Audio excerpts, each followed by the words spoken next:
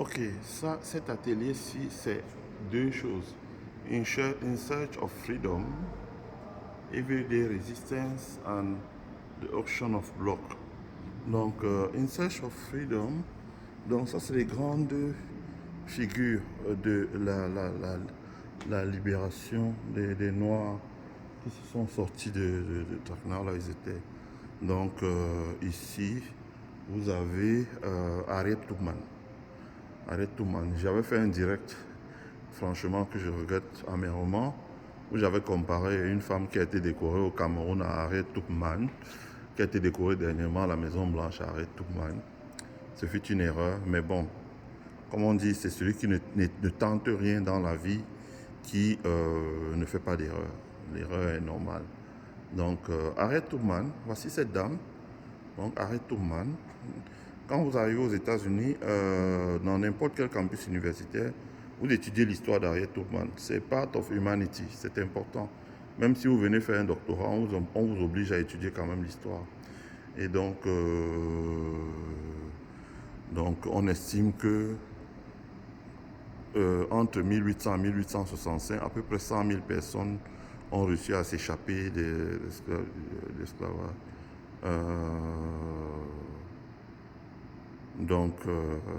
Voilà, avec toutes les sanctions qu'il y avait. Et ici, là, comme vous pouvez voir, voici les photos des Noirs sous l'esclavage. Voilà où ils vivaient et ils passaient la journée à travailler. Et il y a d'autres études aux États-Unis qui démontrent que c'est ça, le travail sans rémunération, qui a été à la base de la pauvreté et du retard de la communauté noire.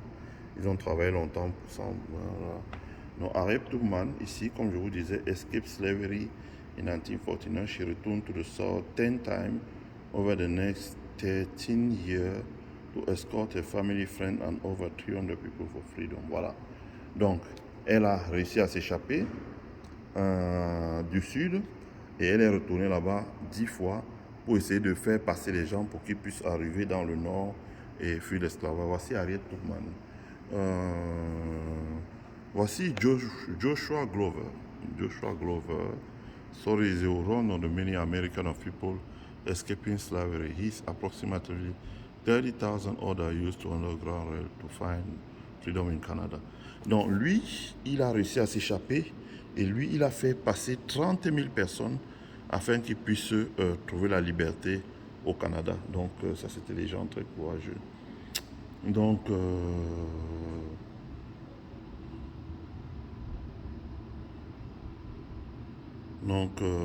Glover, voici les photos de Glover, voici les champs, voici comment ça s'est passé. Donc, les gens travaillent dans les champs. Voici par exemple Glover que voici. Voici le mandat qu'il y avait de le capturer. Donc, les gens qui le capturaient devaient recevoir une récompense de 100 dollars. Donc, non, une femme nommée Emily. Donc, voilà. Et ici, voici, par exemple, les Noirs, ici. Donc, vous voyez comment ils étaient habillés. Ça, c'est une photo. Je crois la photo a été prise en South Carolina, en Caroline du Sud, South Carolina. Donc, vous voyez vous-même la photo. Donc, ça, c'est comment vivaient les esclaves. Comment vivaient les esclaves. Donc, ils vivaient dans des maisons. Voilà le père, le chef de famille. Voilà la mère. Voici le père ici. Voici le père. Ici, ceci le père. Ici. Voici la mère, chef de famille. Voici notre couple. Et voilà les autres enfants. Donc voilà, vous pouvez voir à peu près. Donc voilà comment ils vivaient dans une telle condition. C'était les ouvriers de champ. Donc, et puis ici, c'est voilà, quelqu'un qui avait essayé de s'enfuir et qui a été arrêté, tabassé. Donc voici comment était la vie dans les champs de coton. Donc ils ramassaient du coton. Donc ça démontre tout simplement qu'il faut écrire notre histoire pour établir des responsabilités. Ça a été ça. Les gens sur le continent africain, les chefs, au lieu de faire comme dans l'Empire égyptien où il y avait la science, etc., certains chefs ont passé le temps à se livrer la guerre et à capturer leurs frères et les vendre, soi-disant pour constituer des empires forts.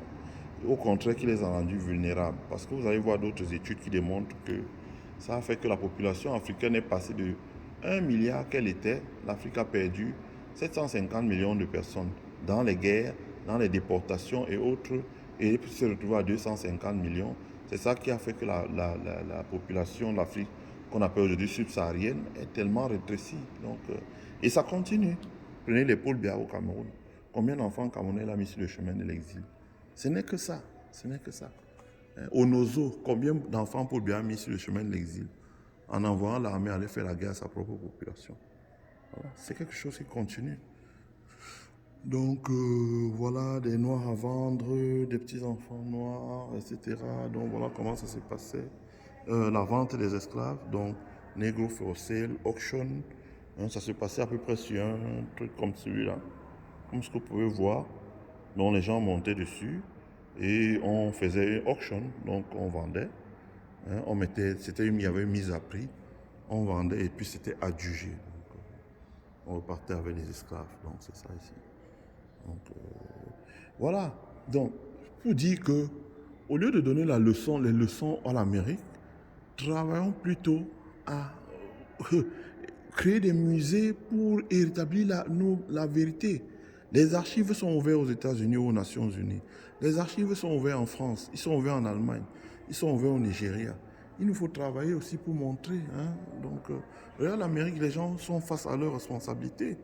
Between 1787 and 1961, approximately 1 million enslaved people were located from the south to the lower south. On average, enslaved people is value approximately. Bon, il y a des choses que je ne vais pas lire là parce que ça fait un peu mal.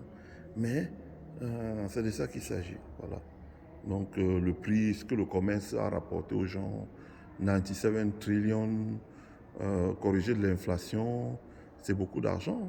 97 trillions. C'est 3 fois le PIB. Non, c'est qu'est-ce que je dis? C'est 6 fois le PIB de la Chine, par exemple. Donc, ce que le commerce d'esclavage a rapporté à des gens. Donc, je vais m'arrêter là.